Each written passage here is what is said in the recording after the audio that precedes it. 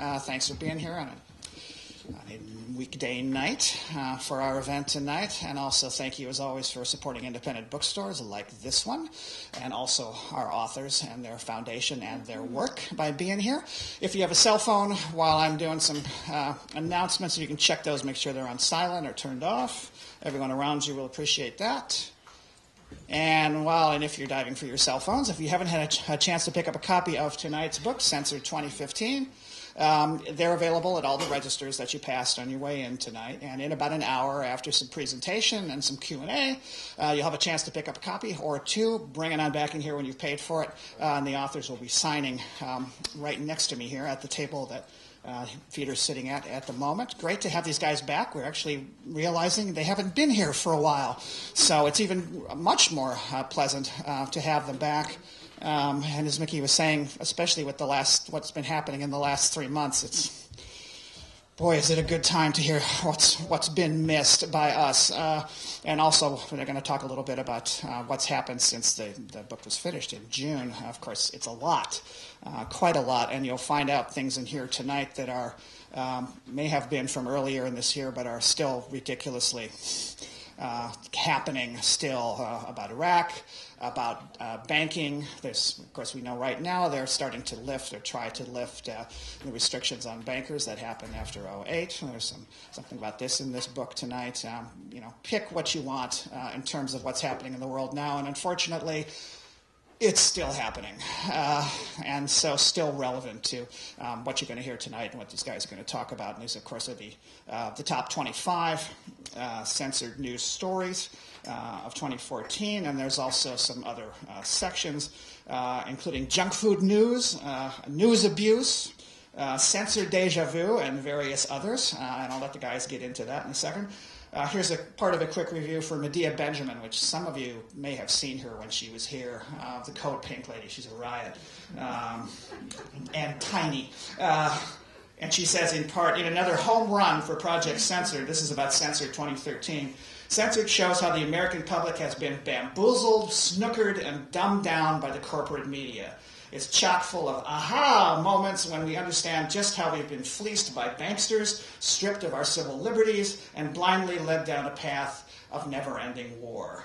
So, our guest tonight, our Mickey Huff, is sitting right next to me, who is currently the director of Project Censored. Project Censored was started in 1976 by Carl Jensen and was directed for many years by Peter Phillips, who's sitting over to the right of Mickey. Currently, Mickey is the head of it, and he and Peter are on the Project Censored show, which is part of the Morning Mix on KPFA over Free Speech Radio over in Berkeley. They have a DVD and a lot of other things going, and they'll let you know about all the various projects that they're doing. And they also, in 2000, founded the Media Freedom Foundation to ensure that this project and this work keeps going. So would you please welcome, who's up first? Mickey? Probably. Mickey Huff. I'd like to thank everybody for coming out, and also for thanking some of you for coming back. We had to cancel during that last supposed monsoon that came through, and so we apologize for having to cancel and postpone that. Certainly delighted to be back at Book Passage. It's been too long, and we're really thrilled to be back. We really enjoy. We're in the backyard here. We're just in Sonoma County, and we work around the San Francisco Bay Area.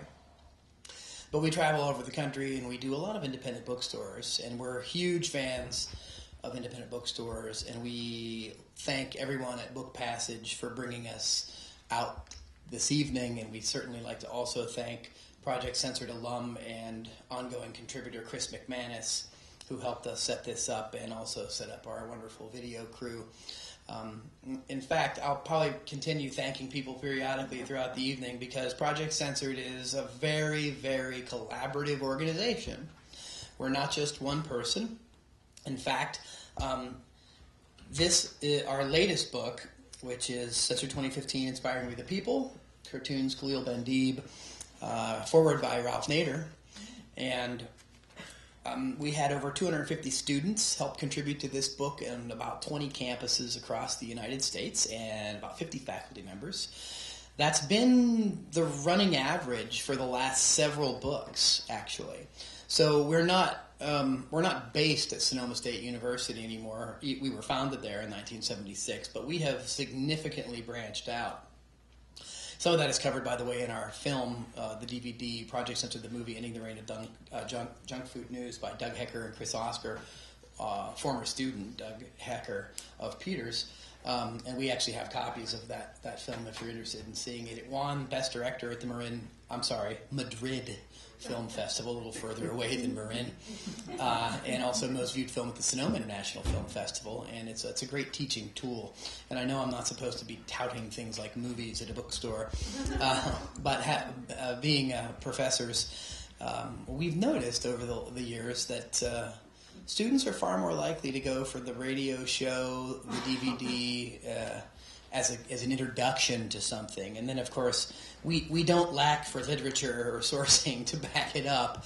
And for many people, by the way, that's kind of the hook. That's how they start to get really interested in something. And again, we have so many student researchers. Crystal Bedford's here this evening. She's one of our interns and students. She's going to come up for a few minutes, and also runs the Project Censored Club at Diablo Valley College, where I teach. So I could talk the rest of the night about what it is we're doing, but that'll bore you.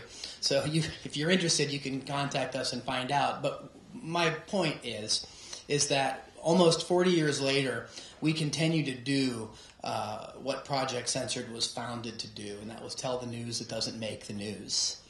And Carl Jensen, he first started the project, he was looking at, well, how did the corporate news media blow it on Watergate, and why didn't that affect the 1972 election? Fill in the blank there about how many other examples immediately are flying to your mind about, what if people knew this? What if more people knew that? What if we knew a while back that the Obama administration knew that Brennan, at the head of the CIA, was spying on the Senate committee and decided to do nothing about it, which is probably why he didn't fire him in the first place when that hit the fan a month back on the torture reports. Anymore, in fact, we just heard here in the introduction, it feels like so many things go on a daily or weekly basis so that we could be doing one of these books every month. In the Junk Food News Abuse chapter alone, there's so much of it these days. And I know Peter, he joke with me year after year. He's like, that chapter is starting to take over the book. It's too many words. I didn't make the material. It's just there, right? There's too much infotainment, too much propaganda, too much managed news delivery. And what we do is really celebrate the independent journalists that, they're showing us what a free press really is and what it can be in more outlets. So given that this is a bookstore and we're talking about books, I wanted to do at least a brief reading, and I'm being brief. But this also helps sort of frame what we do. A lot of folks might see what we do, and we always get a lot of email, sometimes hate mail, about why didn't you do this or why don't you do that. And what we discover is a lot of people don't really understand how we do what we do. They sort of just see censorship, Project Censored, and they sort of just expect us to be everywhere doing everything all the time. But what we do is actually a very deliberate, academic, thorough vetting of stories. It's one thing to armchair quarterback and look at things and say, that looks like something, that looks like something. But we work with students all over the country really researching these stories to find out, are they factually accurate? Are they transparently sourced? Have they not actually been covered in the corporate news media? You'll notice you'll never hear me say the word mainstream media. That is a wonderful propagandistic coup of the corporate press to get people to call the media, the ubiquitous news media, mainstream. You probably know that the news media in the United States that claims to be mainstream, 6 corporations own 90% of it. So that's hardly mainstream. That's setting an agenda, and the agenda is set from the top down. Well, this year we dedicate our books every year to important people. Sometimes people, personally, but often to broader, people that are bigger. And a couple years back we dedicated the book to Ray Bradbury. He passed away. That was kind of a no-brainer. This year we dedicated the book to someone that is probably lesser known, which I would argue is unfortunate, but that is to sociologist and the founder of the New Left Review, Stuart Hall. I'm not sure how many people are familiar with Stuart Hall, but he wrote an interesting essay, and Andy Lee Roth, my co-editor and our associate director, he pointed this out, and when he was working on the introduction to the book with me this year, he did a lot of this. So I wanted to read a little bit about this, because I think Hall not only frames some of the media problems we face, he really frames pretty well what we do at Project Censored and the questions we ask. And so I just wanted to read a little bit of this so you get an idea of this. Hall wrote, "The operation of unwitting bias is difficult either to locate or prove. Its manifestations are always indirect. It comes through in terms of who is or who is not accorded the status of an accredited witness. In the tones of voice, in the setup of studio confrontations, in the assumptions which underlie the questions asked or not asked, in terms of the analytical concepts which serve informally to link events to causes, in what passes for explanation." When I was reading that, the NBC weekend program Meet the Press cropped up. We wrote about it in the book. You may remember the previous host before Chuck Todd was really kind of grilling and attacking Glenn Greenwald when he was at The Guardian, asking whether or not he was a real journalist. Ironically, in the process, proving to the audience that people at Meet the Press are probably not real journalists. That's not The Guardian is a widely respected publication in Europe, whether you like it or agree with it or not. But to suggest that someone is not a journalist because you particularly disagreed with the Edward Snowden stories and leaks and so forth, I mean, that's just attack. I wouldn't call it journalism. It's simply an attack. It's an ad hominem. At any rate, and again, Hall is really kind of saying some of these things, and it's interesting that even though this essay that he calls this From a World at One with Itself is 40 years old, the ideas in it are ripe as ever. So we write here, in a succinct and stimulating but overlooked essay from 1970, the late Stuart Hall posed a powerful pair of questions. And this is the essay, A World at One with Itself, plays with the title of an influential BBC news program, World at One. And Stuart Hall critiqued contemporary British news coverage and violence of Trinidad, Guatemala, his adopted homeland, England. In each of the cases, news coverage attributed violence to groups that, in Hall's words, consistently challenged, quote, the built-in definitions and values enshrined in the political culture of broadcasters and audiences alike.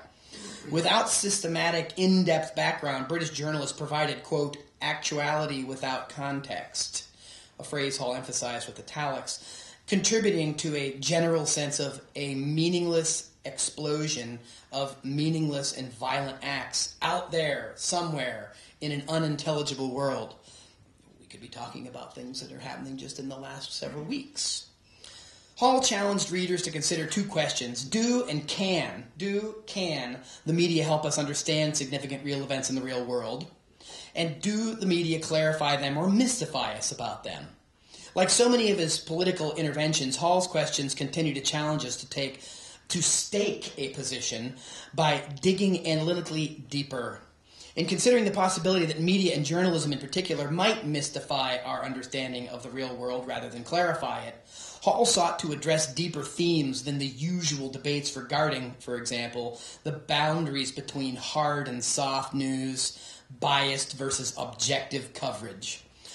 For Hall, such questions were relevant but technical, and these routine ways of setting up the problem were drawn from the press itself, reflecting both their shared worldviews as news professionals and the powerful hold of journalistic conventions. Instead, by asking us to consider the media's capacity to clarify, Hall challenged us to face another even deeper question. What constitutes the definition of news currently employed? Here we are, 40 years later, we could be asking ourselves again that same question. Questioning the conventional definition of news draws our attention to what Hall termed, quote, unwitting bias. That is, the institutional slanting built in not by the devious inclination of editors to the political right or left, but by the steady and unexamined play of attitudes, which, via the mediating structure of professionally defined news values, inclines all media toward the status quo. Well, if we take a look at the corporate media landscape, we can, again, it's there. There is this sort of unstated establishment bias toward the status quo. Sometimes, however, it actually is stated. And I go back to Meet the Press, right, NBC, and the current host, Chuck Todd, some of you may know this, just a couple of weeks ago in an interview, bemoaned, Meet the Press has been getting criticized lately, better late than never, for their tepid coverage and interviews and so forth. And Todd, probably more from a place of personal defensiveness than much else, claimed, I just can't ask my guests the tough questions. Right? Admitting that he realizes on 2 counts that he's not asking them, which means, too, he must know what they are. So he's basically admitting that he is a charlatan. He's lying to the public, essentially. And the reason for it, and again, here's where the irony gets really thick, because he can't offend the sources or they won't return to the show, right? So here's a journalist who's apparently never read one of the most significant critiques of the so-called free press in a capitalist society, that book being Manufacturing Consent by Noam Chomsky and Edward Herman, and the propaganda model, where they lay out 5 principal factors that influence news reporting, one being ownership of the news media. I already said 6 companies own 90% of it these days, which is down from 50, 30-odd years ago when Ben Bigdickian wrote Media Monopoly, heading in that direction for sure. 2 is advertising. How does advertising impact and affect what is and isn't reported? And Fairness and Accuracy of Reporting out of New York does a segment every year called Fear and Favor in the Newsroom, where they analyze the most egregious examples of this kind of influence. The 3rd, here's where the irony comes, you'd think someone that goes through J school would have to maybe read some of these critiques, right, to avoid the pitfalls, is sourcing. The problem of relying on official sources and the fear of alienating them so that you might get scooped by a competitor, right? That's the 3rd component of the propaganda model. And there's Chuck Todd without any hint that, if I could just do this and not, insult these people by asking them the tough questions, dude, you should have thought about that before you got into the job, right? But what is the job? The job actually isn't to report the news. It's to frame information and shape public perception. And he's paid very well to not ask the right kinds of questions. And this is, again, one of the things that we do at Project Censored, is we critique and analyze the corporate news media, but at the same time, we also laud reporters and journalistic outlets that do exactly what Todd claims can't be done. The reality is what Meet the Press is saying is that, if we want to make millions of dollars, we can't do this. Because there's plenty of people that are not making millions of dollars that are doing exactly what he says can't be done, and it's simply because it won't be done. It's not because it can't be done. And this is one of the key challenges we face in journalism as we get into the 21st century. And again, Peter Phillips and I do this weekly on the Project Censored show. We cover those kinds of stories, and we highlight not only the journalists covering the stories that others won't, but we talk about some of the problems and offer solutions. Again, before we leave this evening, Ken Burrows is going to come up, San Francisco State University. He's been working with us for years. He's going to talk a little bit about some of the work he's done for the project. And again, some of that has been like, Project Censored over the years has been really good at pointing out a lot of problems. But there are people working on a lot of solutions, right? And Sarah Van Gelder and Yes Magazine, constantly working on those kinds of projects. So there are a lot of people working on solutions journalism, and we are highlighting the work of solutions journalism more and more as the years go on.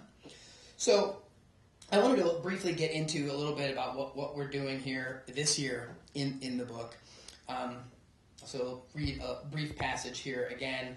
I'll make a brief remark about what Ralph Nader had to say for us, and then I wanted to tell a little story, and then I'm going to bring Crystal Bedford up, and she's going to talk a little bit about what she's doing for us, and then Peter has some things to say. He had an incredibly timely study and chapter in the book this year titled Law Enforcement-Related Deaths in the U.S., Justified Homicides and Their Impacts on Victims' Families. I mean, here he is finishing this study, and one of the top stories is how there's no police accountability database, and then Ferguson blows up. Right? I mean, this has been going on for a long time, And then, again, I would point out Peter's research, again, clearly shows that it's not a new phenomenon. It's just the corporate news media suddenly stumbled into it. They're like, hey, there's a story in there somewhere. And they miss it and blow it out of proportion and change the subject and so forth. But Peter will talk about that. One of the things, again, since we still do the book form, our website, projectcensored.org, we list the things that we're doing in more real time, which is arguably more useful for people, but we really still like books, right? And Seven Stories Press still publishes our annual book. But the world doesn't stop for us to take its temperature. In other words, this book is done, it's researched, and then it's done by June, right? So Censored 2015 was literally done in June and hit the shelves in October. So much happened in that period of time that people say, like, yeah, you didn't, you missed, and I'm like, look, man, we have deadlines, we have other things going on. We do cover them on the radio, we do cover things online, but the book, of course, is dated. And I still defy you to find a publisher that can flip around a 400-page manuscript in about 6 weeks and get it to. Seven Stories does a dynamite job, and they're a skeleton crew just like we are, as far as people trying to make these things happen. So readers will notice, of course, an occasional repeated phrase, as this book goes to press, prefacing several stories in this volume. For example, as the book went to press, we were writing this introduction. The New York Times actually published a very important article by Chelsea Manning titled The Fog Machine of War. So people are like, why wasn't that in the book? Well, this is why. We're telling you why it's not in the book. Next book. Manning was talking about the U.S. military and media freedom, and in an opinion piece, Manning described a culture of censorship. Manning wrote, quote, the current limits on press freedom and excessive government secrecy make it impossible for Americans to grasp fully what is happening in the wars we finance. Manning noted that embedded reporting was so controlled in Iraq that it was not simply difficult for journalists to report from within Iraq in a critical way. In fact, most reporters were unable to gain access at all. She wrote about numerous instances in which reporters had their access revoked upon publication of controversial articles, and the late Michael Hastings, writing for the Rolling Stone, lost his credentials after publishing the critical report about General Stanley McChrystal in Afghanistan that led to his dismissal. Though Hastings' reports showed how a free press could hold those in power accountable for their actions, he was demonized for his coverage of the incident. In fact, at the CIA, Brennan was quoted to be obsessed with Hastings prior to his tragic death. You can think about what that might mean. Even after his untimely death in June of 2013, government officials and the press continued to trash Hastings. It seems that even in death, no one's safe from establishment attacks and the ongoing war on journalism. In the 2014 book, one of our big themes was the war on whistleblowers, which is ongoing. And you likely know that the Obama administration has gone after and persecuted or prosecuted more whistleblowers than every other president combined. It seems that even in death, no one is safe, and Hastings reported what he saw, and he did not violate state secrets, yet was attacked for not complying with the rules of embedded journalism. Apparently, the rules forbid critical fact-based coverage, and Manning went on to say, a Pentagon spokesman said, embeds are a privilege, not a right. If a reporter's embed status is terminated, typically she or he is blacklisted. This program of limiting press access was challenged in court in 2013 by freelance reporter Wayne Anderson, who claimed to have followed his agreement, but to have then been terminated after publishing adverse reports about the conflict in Afghanistan. The ruling on his case upheld the military's position that there was no constitutionally protected right to be an embedded journalist. So again, these are some of the things that we're covering as this book goes to press. So even though you may not find that story on the top list of the 25 out of the several hundred that we review, in the many other chapters in the book, we are calling attention to the things that aren't in the list that are really significant, including the junk food news chapter, the deja vu chapter, where we go back and see what's happened to previous stories. When the 2014 book was going to press, that's when the Edward Snowden story was breaking, right? And So we got all kind of flack for that we weren't talking about it. And it was, well, we can't, how the book's done, it's gone, we can't do that, right? But so we acknowledge that, and we all, again, that's why Andy Roth and I say, well, the world doesn't stop for us to take its temperature. These things go on. And we try in as many ways as possible to do what we do in real time while still maintaining, at least what I would say is more some of the academic integrity that comes along with publishing a book every year. And we think that's very important. And we think what independent bookstores do is very important for community. Ask yourself how many people in this community Amazon employs or supports. How many authors are coming to speak at the Amazon store? I'm sorry, they don't have it. It's why it's very important to support independent bookstores, and you know that or you wouldn't be here. Another thing Project Censored is doing is we're also consultants, and I'm on the executive committee for Banned Books Week, working with the American Library Association, National Coalition Against Censorship, and others. So we've branched out, doing many, many, many things as part of the National Coalition Against Censorship, including speaking out about what's been happening in France with Charlie Hebdo and so forth, and that's a serious debate. I mean, maybe some of that will come up later on in discussion, but we've been doing a lot more things than we have done traditionally. And I feel like that we're doing a lot with a little. And what I've also found is that a lot of particularly young people are really interested in this subject about news media and journalism and what they aren't being told. And when you talk to young people and they tell you the information they have and the sources they go to and so on, you know, a lot of people are like, wow, I don't know these sources. I don't know right? They don't read the New York Times. You know, I'm not saying they shouldn't. I mean, but my point is that a lot of young people, they don't read these kind of publications. They don't watch the news shows. They watch the Colbert Report and the Daily Show and learn more in an hour than if they read the New York Times all week. And so, the importance of satire, right? So there's one other story that I wanted to just get into here quickly before I turn things over. And that is a story that you may be very familiar with, at least on the surface, but it's another kind of thing that we do here with Project Censored, and that is we particularly are interested in exposing censorship and propaganda. And this propaganda is actually so ubiquitous these days that, again, you can kind of just pick it off the latest story off the low-hanging fruit on the tree there. And this one, of course, begged to be discussed, and we did it on the radio last week, and it was the Sony, the Interview, and Hollywood Illusions of Creative Expression. Robin Anderson at Fordham, who's one of our judges, did a great piece about this, and we've been talking about it. But I wanted to point it out because it isn't just news media that's addled with propaganda and distraction and so forth, but our infotainment, the military infotainment complex, so to speak, it's a round-the-clock, public relations and perception management machine.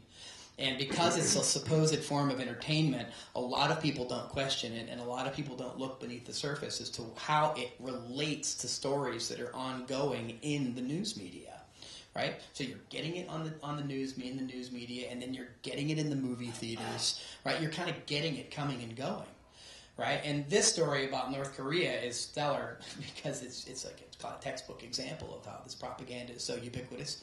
Sony Pictures was hacked, and as you know, they claimed they were threatened, and they canceled the release of the film The Interview with James Franco and Seth Rogen. The film, of course, targets Kim Jong-un of North Korea, and anybody who's seen the film knows that it's senseless propaganda, really, and it shows this gratuitous blowing up of Un at the end of the movie. Spoiler alert, I should have said that. Anyway, in the effort of crowing about the importance of free expression, right, Sony then comes back and says, we're going to release it anyway, right? And so, but again, people don't realize that this kind of going back and forth, there's high likelihood that this was all part of a PR campaign. And when you start to find out a little bit more about who was involved in this, it starts to make a little more sense as to how they did what they actually did.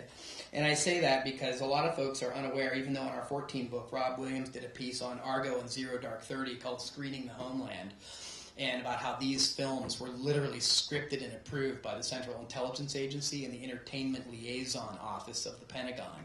There are actually people inside these agencies that literally work with Hollywood to script movies. In fact, the CIA has a list on their website of movies they'd love to see made. Argo was one of them for a long time. So they're not even hiding that. But the interesting thing is when you start to find out that the CEO, Michael Linton, actually has connections to the board at the Rand Corporation. A guy by the name of Philip Strub, who is the DoD's entertainment liaison officer, also works with people at the Rand Corporation, and they were in talks with Sony about the interview, from the beginning. In fact, originally Sony was curious, should we make Un the actual villain in the film? And they went back and forth and agreed with both the DoD and Sony Pictures that, yeah, they should just go ahead and name the person straight out, right? And again, they act like that this was not a plan or something. In fact, Seth Rogen was quoted as saying, if this movie does start a war, hopefully people will say, you know what, it was worth it. It was a good movie. So, there's a lot more detail that I could get into here about the collaboration between this sort of military infotainment complex. But a lot of people, when we say these things, they look at us and they're like, you guys are a bunch of conspiracy theorists. And I say, well, this is not a theory. These are conspiracy realities. These are actual instances where the people are colluding in high levels of government and corporations to spread certain messages. And what just happened about a week ago, on the heels of the interview being the highest grossing downloaded film in history, right, because of all the hoopla built up around it, Obama announces new sanctions against North Korea. That would look like they came out of left field, had it not been, or right field, sorry. Had it not been, actually they did come out of right field. But the point is that the FBI claimed that Sony was hacked by North Korea, yet they have never, to this day, given any evidence to show that that is correct or so. Not once. They have not shown any evidence of it. And every single major news outlet in the United States repeated it without question. Even PBS, right? You have to throw PBS in there for the liberals, right? So, PBS doesn't get it wrong. PBS, but they just uncritically announced. The FBI says that North Korea did it. Well, all the investigations that have been going on outside of the FBI have suggested that it is in fact a former Sony employee that was disgruntled and fired. So that's another story right there. But the idea that they know that North Korea hacked Sony Pictures has never been publicly proven. But it served as a very, very useful narrative to push sanctions against North Korea as we continue to also hem in Putin over the Ukraine. And I'm going to give it a stop here and hand over the mic because we could talk about the Ukraine for the rest of the night. And maybe when we have discussion, we can do more of that. But as you see, we do a lot of different things. A lot of the things here that I'm mentioning are, again, part of that the world doesn't stop to take its temperature and will likely end up in the next book. But certainly Peter's going to talk a little bit about some things in the book, and Crystal Bedford, a student of ours here, is going to come up and talk a little bit about what she's doing and some other students are doing. So thanks a lot for coming out this evening, and look forward to talking to you later on this evening.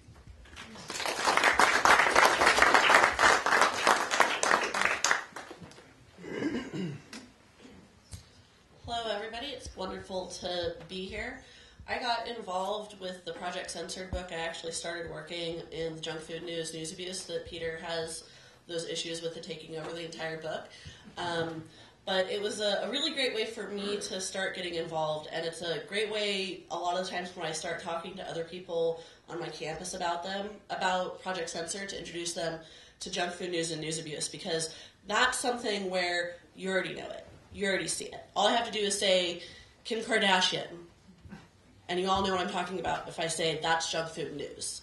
So it's not something that needs a lot more than just that small little introduction. What I was able to work on this last year in the book was the Trans-Pacific Partnership and it kind of missing from the media. The one thing that was really covered was when a group of some actors wrote a letter asking that we pretty please don't cancel the TPP over this, but pretty please put pressure on Japan to not kill dolphins. And that was the thing that was covered while there were 350 organizations asking not to have the fast track going on, 50 organizations that wanted to just cut off the TPP altogether. And, these are organizations, so those organizations on top of it have their own people that are working on it. Like Mickey was saying, I'm president of a Project Censored club on the DVC campus. We're hoping to get a lot more clubs going in this area and farther wherever they might happen to pop up. So it's really exciting to be kind of at the front of that right now. I'm helping to, make sure that there's some constitution so it's easier for other people to pick up these clubs and get them started and everything, and we're working to see how we're going to be getting more and more students involved. And the thing that I think is so wonderful about this is that you don't have to be lucky enough to have walked into Mickey's class or Peter's class or one of these other teachers that is involved with Project Censored if you're going to be working with the club. You can find out about it, you can get involved with it right that way. You don't have to wait for the next semester to start. And you don't have to wait to see, well, is that going to be something that I can fit into my schedule? Is that going to be something that's going to work with my major? What other considerations you have? You can just kind of jump in. And it really is something where you start talking to people about it. And it's not even just that it's something that people relate to, especially I think in the community college level, there's this sort of idea that a lot of people get into that you have to wait until you graduate, and that's when you get to make a difference. You have to wait and learn, and then you can start questioning things. But you have to learn all this other stuff first, instead of questioning as you're learning. And being able to get involved in Project Censored, being able to work on this information, gather this information, and then see it actually get into a book or see it go online and see all of these people, all of you that are now going to be learning off of the research that I was able to do, that's something that's very concrete. That's something where you're making a difference right then and there. And it's very empowering, and it's very much something that I think makes people light up and take notice, because it is something where a lot of the times you're given this sort of, you're in a class, you start doing research on something, you get passionate about it, everybody that you talk to is completely tired of hearing about it because you just yap their ears off about it. It goes on the teacher's desk and then that's it. It's done. And this is something where you're able to take that a little bit farther. You're able to take it and get it to more people than just your hopefully wonderful teachers.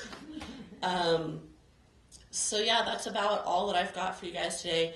Well, there's lots of interesting things that we're doing, especially with the clubs, and it's really, really exciting. We're taking it in a lot of new directions, and I think a lot of being able to do that is just you get more and more people, and the biggest thing, you sit down with Mickey, you sit down with Peter, and it's this thing of, well, what are you interested in? And then we can get you set up with something that aligns with your interests.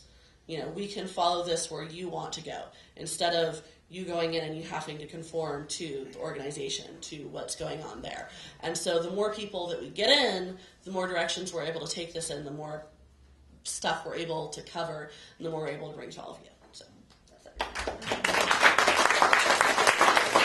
Thanks, Crystal.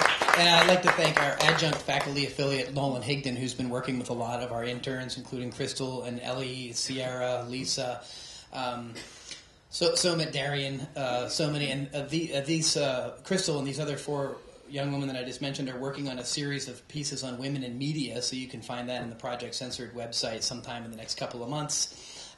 So we're working on a lot of different things, and we have a lot of people involved, and including, again, adjunct faculty, so it isn't just people that are tenured that are doing it. There's actually people that aren't tenured and not even full-time track that in some senses might be sticking their necks out because they're doing all of this kind of work on various campuses, including right here in Marin, College of Marin. Susan Rahman, who was just hired full-time there this past year, who's on our board.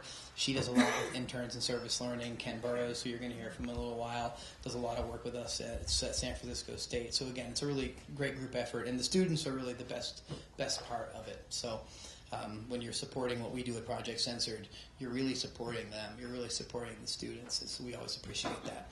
Our next speaker is Dr. Peter Phillips, a sociologist at Sony State University, was director of Project Censored for 14 years, now president of Media Freedom Foundation, and co-host with me on the Project Censored show. And so tomorrow at 1 o'clock, if you turn on KPFA 94.1, you will, if you haven't heard enough from us tonight, you'll hear more of us. We'll hear more of us there. So, Peter.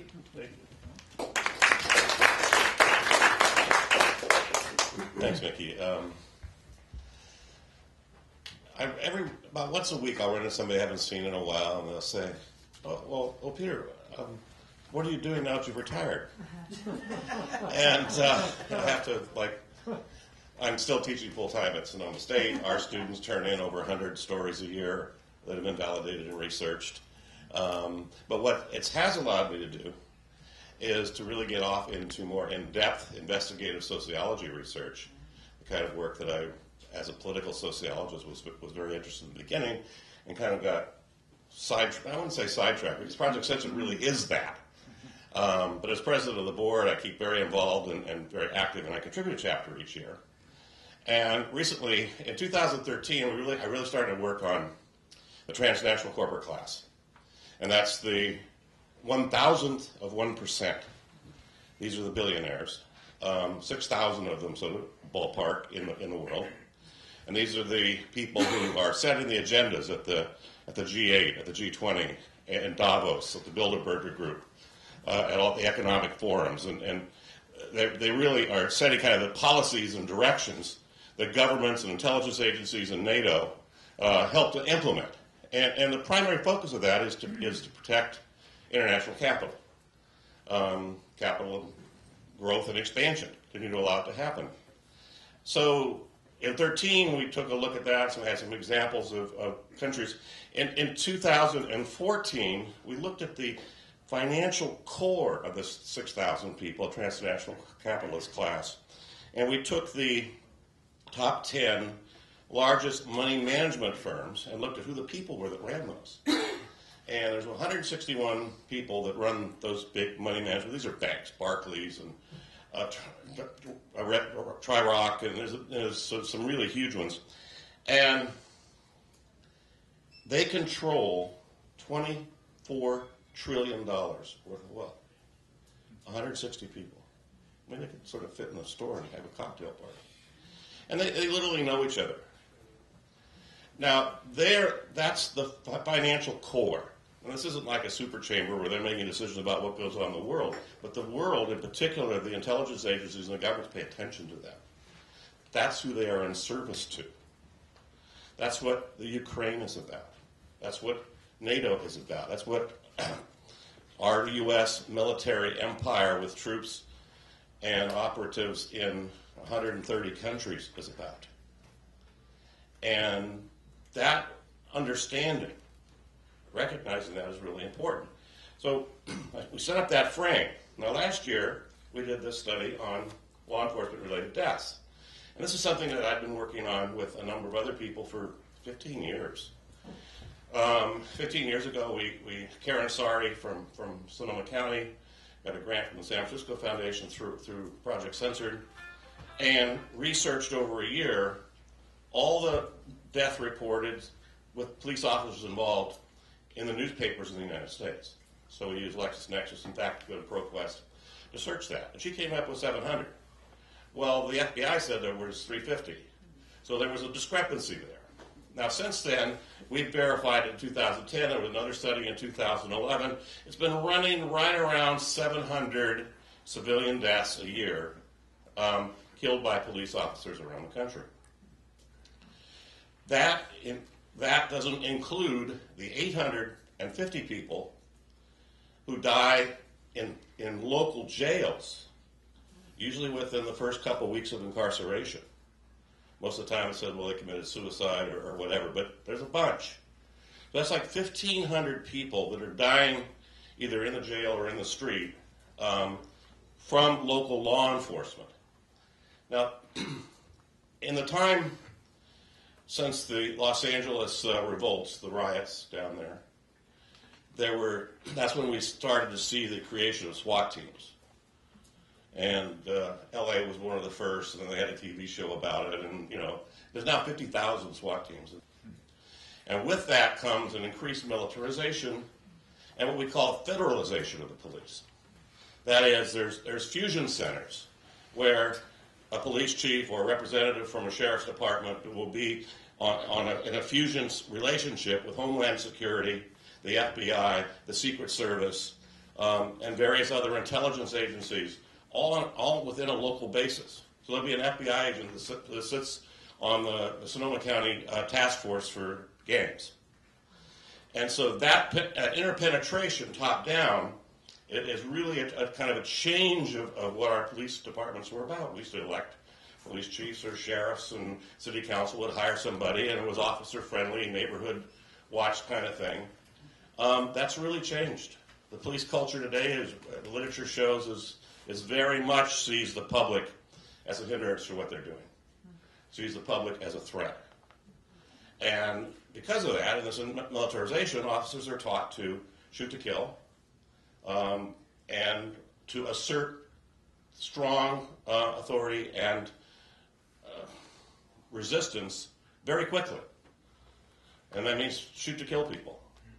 So we interviewed 14 families of people who died in law enforcement-related deaths in the San Francisco Bay Area between 2000 and 2010.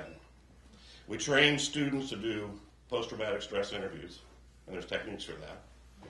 And these interviews lasted an hour or better, and they were usually in the people's homes. And they would describe what happened to their loved one, and how they were treated afterwards. All 14 families believed that their loved one shouldn't have died.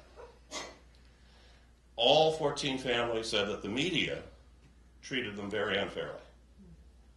That their side, their son's side, these were all men that died, were negatively treated by the media, or their side of the story wasn't told. All of the families reported being abused by the police.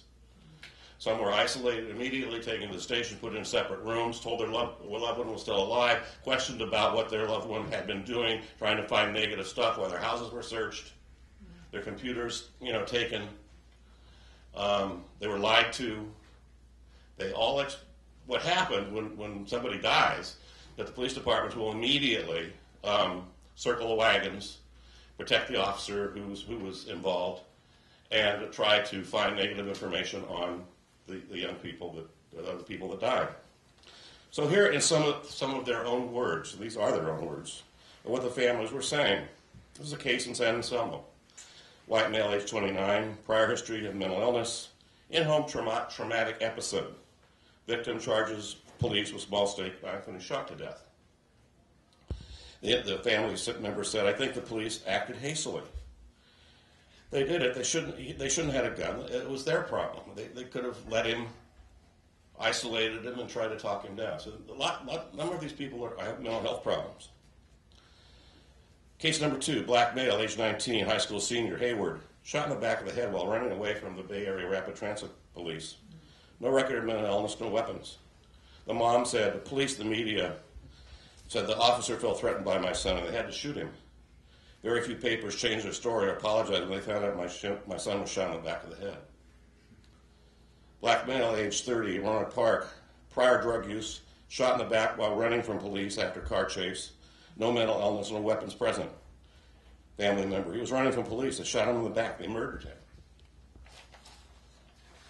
Case number 4, black male, age 27, Oakland. Prior drug use and sales, no history of mental illness, shot in the back running from police. Threw away a handgun before being shot. There was a financial settlement to the family on that one. A number of these had civil trials, and the families got money. Family member said he had to run because he had a pistol on him. Police chased him. He ran around the corner, threw away the gun. The cops saw him throw away the gun, and I guess decided, okay, to go ahead and shoot him. Shot him 3 times in the back. Black male, age 23, San Francisco, bipolar, depressed. Confrontation in a movie theater over smoking. Shot 48 times by 9 officers. No weapons. Financial settlement to the family. The police evacuated. Family members said the police evacuated the theater. They got in and shot him 48 times. They posted stuff on my son's website. I checked the IP address, and it came from the police station. They wrote, "Who cares about your dead baboon on welfare?" Wow. Black male, age 73, Ukiah. Long history of mental illness, local psych unit asking police to pick him up. Asked the police to pick him up so he could take his medications. He runs to his apartment. He's chased by the police dog. He's climbing up the stairs. The dog attacks him. He's stabbing at the dog with a sharp object. The police shoot him several times. He's dead. Family said, in my opinion, he was murdered. Black male, age 30, Roanoke Park, self-employed rapper, prior arrest for marijuana and passing counterfeit money. No recorded mental illness, ran from police after a traffic stop. Shot in the back, no weapons present. Interview, family said, he ran from the car after a stop. He was shot immediately in the back, and then he was dead. He and the officer that shot him had gone to school together and played basketball together.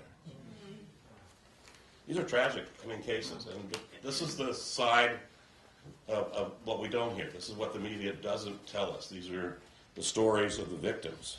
I'll just do a couple more. There's 14 here, but this one's significant. Latino male, age 40, San Jose, prior felony, car chase by undercover narcotics officers.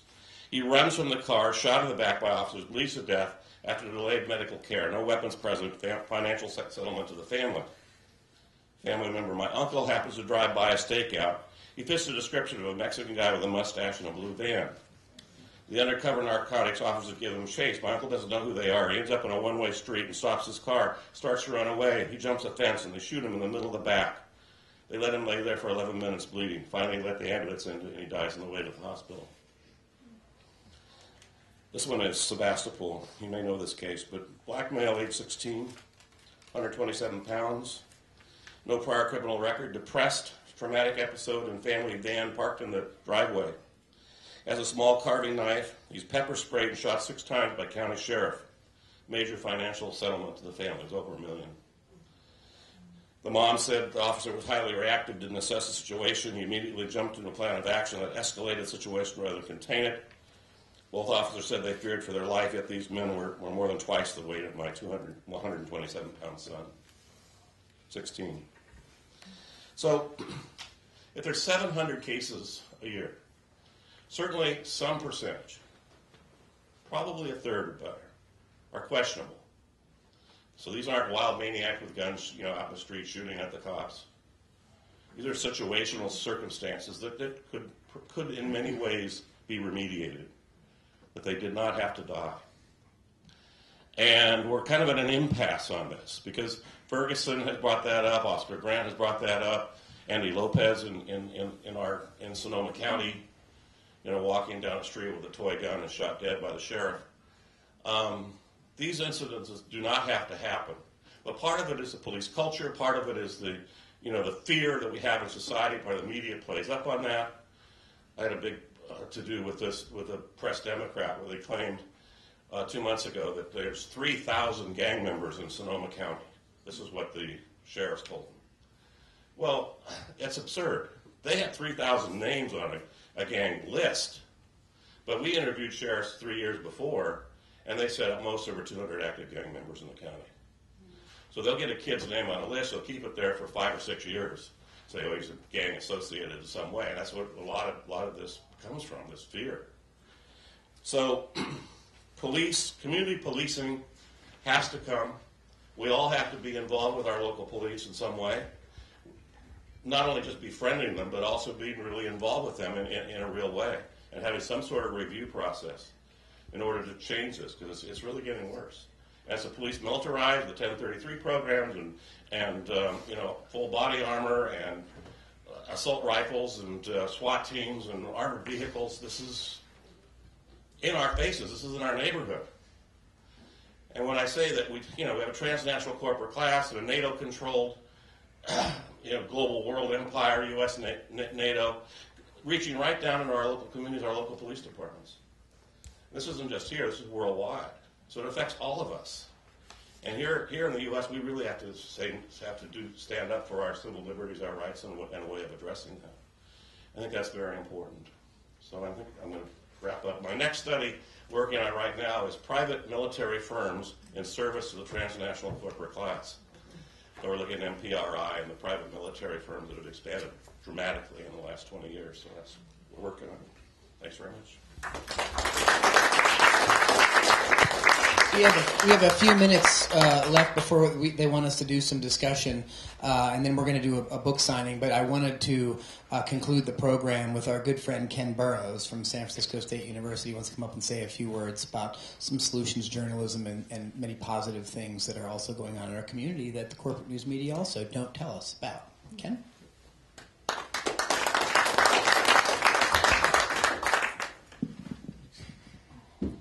Evening, everybody.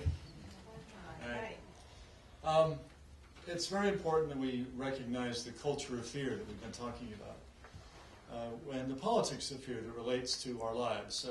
Personally, I'm a Gandhian, I lean toward that kind of activism, and I used to work in Congress or for congressmen, and I've spent some time, my own past life has been both political and quite social. So I've been leaning toward and reflecting on how might we create a different way of looking at our problems.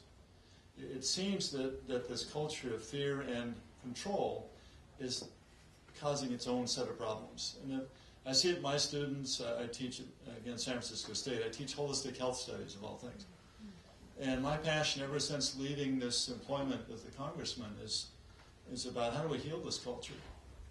I think true change is in healing. And an activism, and it's not a naive thing, I'm saying this, I've thought about this for many years. How do we really look at our activism and see where it's working and where it's not? And often, so neurobiologists are helping us right now. There's incredible breakthroughs in neurobiology if you're attending to what's going on. And there's a key idea that's emerging is something called the negativity bias. We as human animals, as species that have had to survive for many years, have had to pay attention to threats. And so it's appropriate that we do. And yet our attention begins to be locked on these threat issues. And much of our time and our energy and our focus can be pretty exclusively focused on the world of threat. And you can, I don't really blame our police forces, or you can really understand in a way the threats are growing because we're so focused on them, right? So part of my thinking ever since leaving my time in Washington is how do we begin to see that a big part of this is our own human nature, and how do we begin to look at the better aspects of our nature? So I've been writing on and off for the book, and my students are very active, and you'll see their stories in this year's Top 25. And often people think of positive stories or constructive stories as sort of like social lies, like not the true story. Right? The true story is the fear, right? The true story is what we're calling the bottom line, which is us being afraid a lot.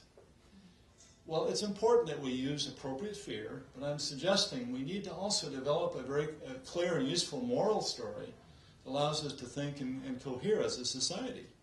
Have you noticed it's very difficult to fill a sense of community under the weight of such fears? Fears stupefy us. Neurobiologically, fear stupefies. It limits our reaction to what we understand and can do, and we begin to manipulate our environment and our behavior and everyone else around us in our attempt to survive. But there's so much more than just surviving. So Gandhi said it this way: we need to create a future where activism is 90% constructive and 10% resistive. We need to take care of the business of life, resist that which needs resistance. But we're not working with each other to really solve our collaborative problems. And by nature, we humans are problem solvers. We have so many solutions to what's going on right now, but we don't have the politics or the moral story, I would suggest, to really inform our activism in ways that might be truly constructive. So we keep digging the dirt up that's always to be seen and available. I'll give you a couple examples from the stories out of the book.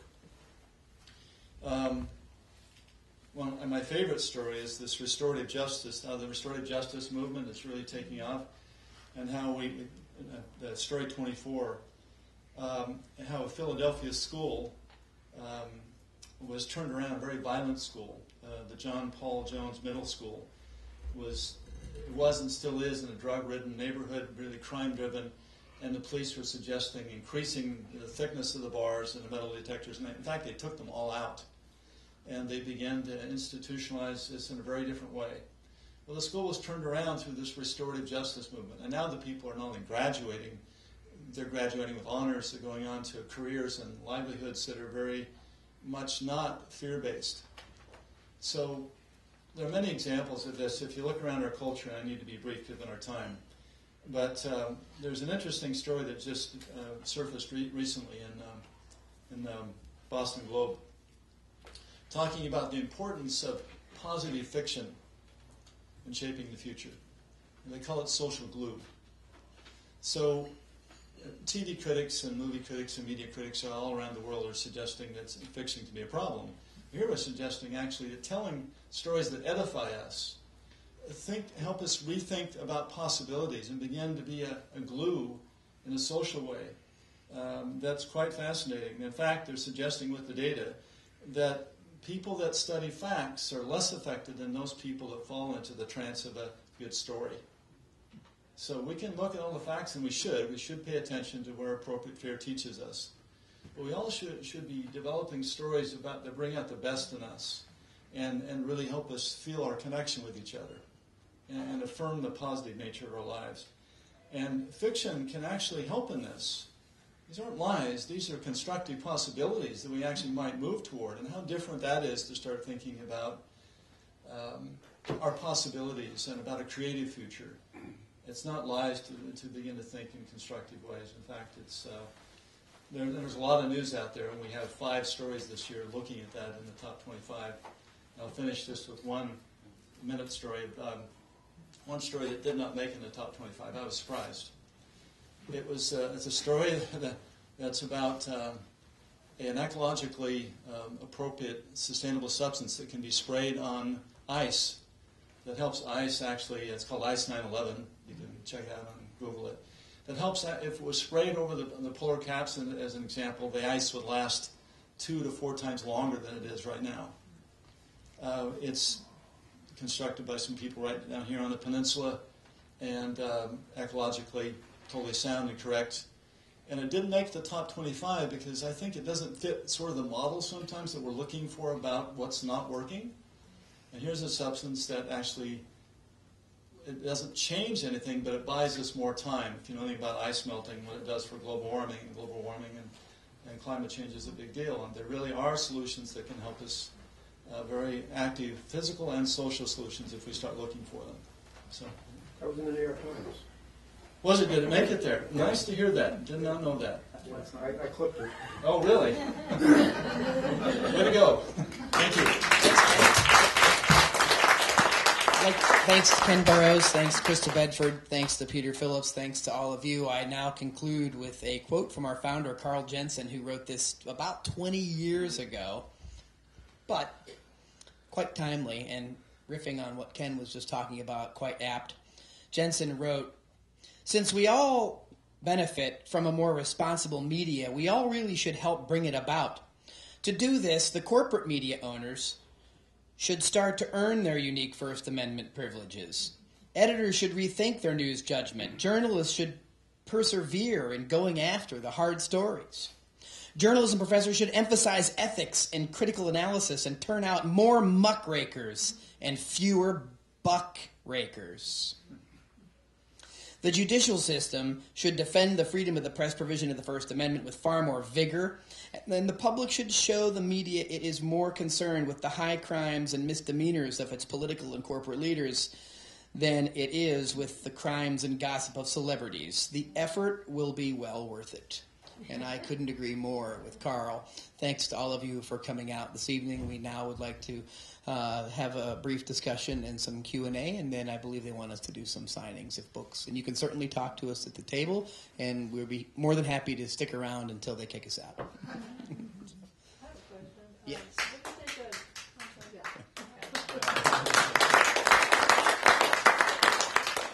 My question is, what is your view of the movie Citizen 4? Well, I guess it's up for an Oscar, right? So we think that that's a very important story that needs to be told. I think more people should see the film because I think people aren't aware of a lot of what's behind it. And I also want to add to that, without opening up a whole can of worms regarding Edward Snowden and Glenn Greenwald and Pierre Omidyar, who is a neoliberal venture capitalist, who is also behind some of the shenanigans in Ukraine. In other words, many of us sometimes get really locked into these binary ideas, and we don't sometimes cast the same critical eye and attention to people where we may be inclined to agree or where those people have track records of doing important things. And I certainly would say Glenn Greenwald has done many of them, as has Jeremy Scahill and The Intercept. But as you know, there's been some turmoil there, some shake-up, some people leaving, and lots of people not really talking specifically about the possible conflicts that come from philanthropic journalism. That critique aside, that's that can of worms I'm not opening. But I think it's really important. I think more people should see it and be aware of it. In the back, you had a comment or a question during the middle of the talk, so I wanted to make sure we got to that. Well, Disney did get hacked by someone or something, and Sony did get hacked, but yeah, information was released. A lot of emails telling emails about some of the things that were happening. Yes, they were hacked, but there's no evidence that they were actually hacked by North Korean government officials. And the evidence that has emerged suggests that it was done by a former disgruntled Sony employee. That's what the statement was that I was making. And again, suggests, but more to point, there is no evidence that the FBI has publicly presented that proves North Korea had anything to do with it. But that's the narrative that's been seized upon because it, of course, fits larger narratives and agendas. Right? But yes, they were hacked. Yeah. Yes? Thank you, Mickey. Well, first of all, I want to thank Project Censored for the wonderful work you do both in print and on the air. It's just Thank you. Absolutely important, and that we all should very much support Project Censored. I'd like to engage the speaker, and then actually I do have a question for you too. I think I heard you say that we shouldn't blame police departments and police, and I hope you don't mean that we don't hold them accountable. That you, not saying not hold them accountable. And then the other thing is where your Gandhian principles. I think that I hope that you won't be so dogmatic about saying that that's the way you have to be an activist. There's other things that motivate people, and we should really judge people by their actions and not simply by their motivations. And so that I think there should be more room to understand that there's different types of activism and different types of motivations. Question is, compare and contrast. Can I just say, of course? Yeah, of course. So, compare and contrast. You only had 7 minutes. Compare and contrast Project Censored as a beacon of free speech to Charlie Hebdo. Are you asking what our stance or position publicly has been on the Paris shootings? And particularly comparing the role that Project Censored plays. Well, Project Censored is not a quote-unquote satirical publication. And again, there's big cans of worms here that we won't have time to get into, but I'd love to hang out and talk about it more. And we are part of the National Coalition Against Censorship and signed and endorsed a statement just after those tragic shootings that made it very clear that we support free expression and we are opposed to censorship in all its forms. That is a controversial position, as it turns out, because we all get attached to certain content and things where we disagree or we say are harmful, socially harmful. And we find ourselves saying, well, but that's terrible speech. We can't have room for that. Well, I don't put myself in a position of authority to unilaterally suggest what form of expression is so horrible that I have some kind of moral high ground to outlaw or ban it. And that includes some of the horrible speech and expression that some have interpreted coming from that publication.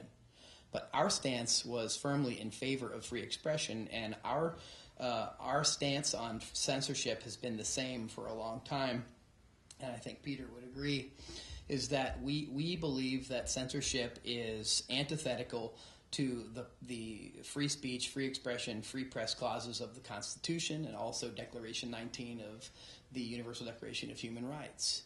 And even though, again, that's that can of worms, satirical publications often are poking the finger in the eye of the powerful. And some of what Charlie Hebdo did was maybe not always do that, but denigrate persecuted minorities, particularly in France. And notice what's absent from all the Western coverage, particularly in the U.S. Let me be more specific. In the U.S. coverage of what happened, there's almost no discussion about French colonialism and imperialism and what created the immigration waves and so forth. There's very little of that. And most people here don't read French, so they don't always know exactly the context these things are taking place. And there have been some fantastic pieces written, by the way, in the last week, really looking at the complicated nuances here, particularly those saying, like, well, I am Charlie, right? That was one of the memes that came out of this. But then there was the, well, I'm not, right, Charlie.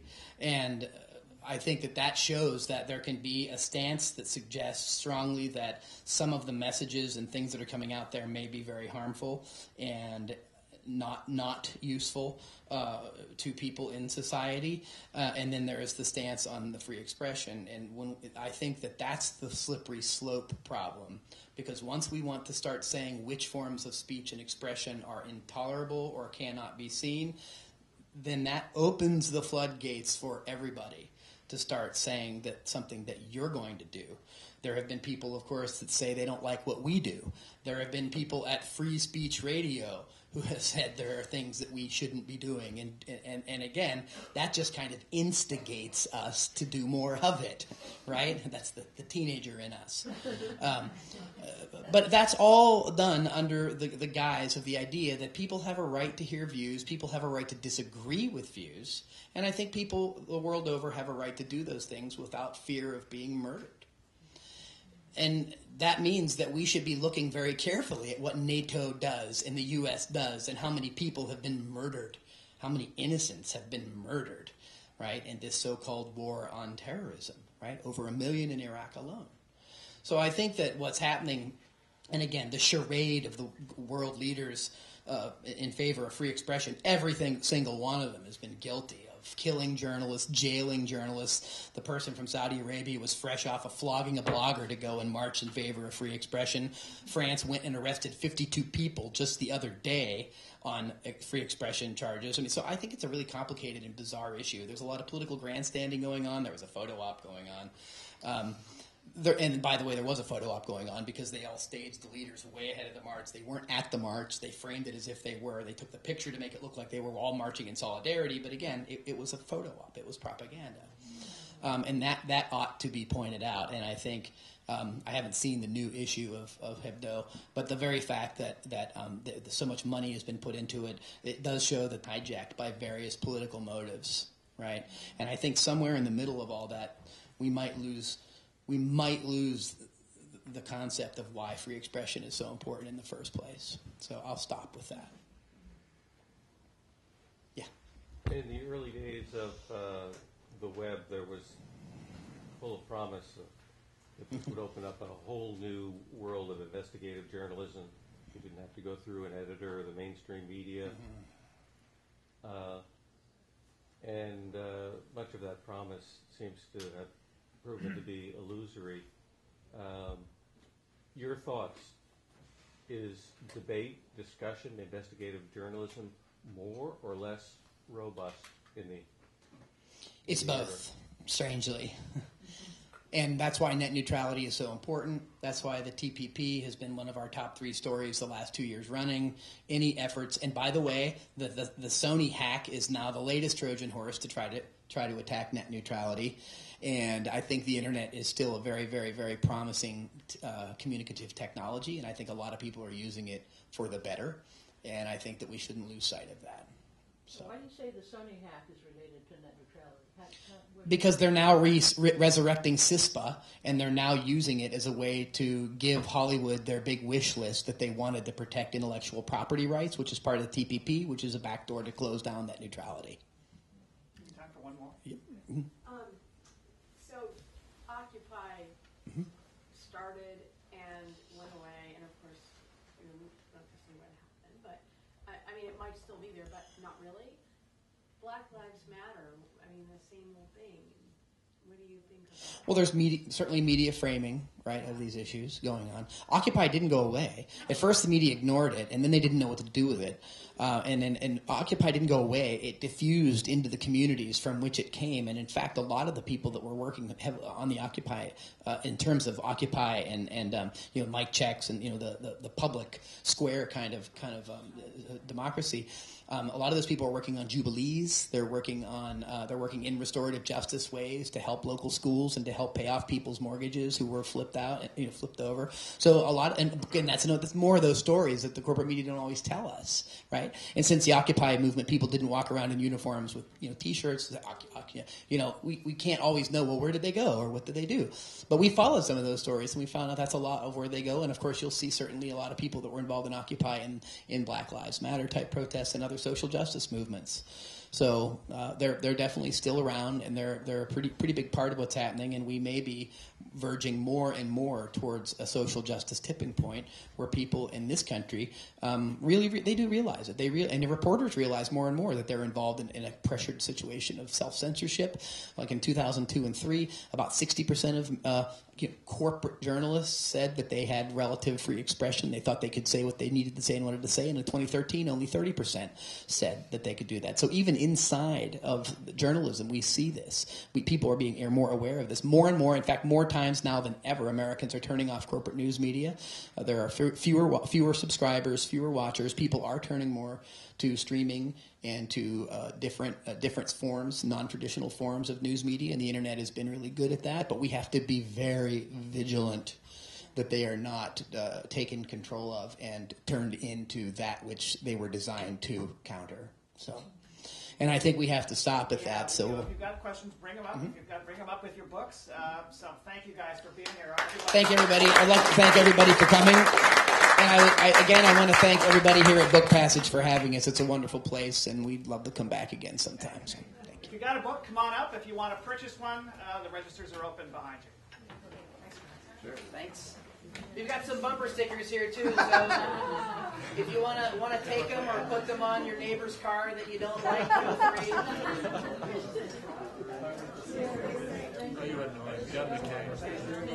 Oh, it's Project Censored. No, you're not imposing.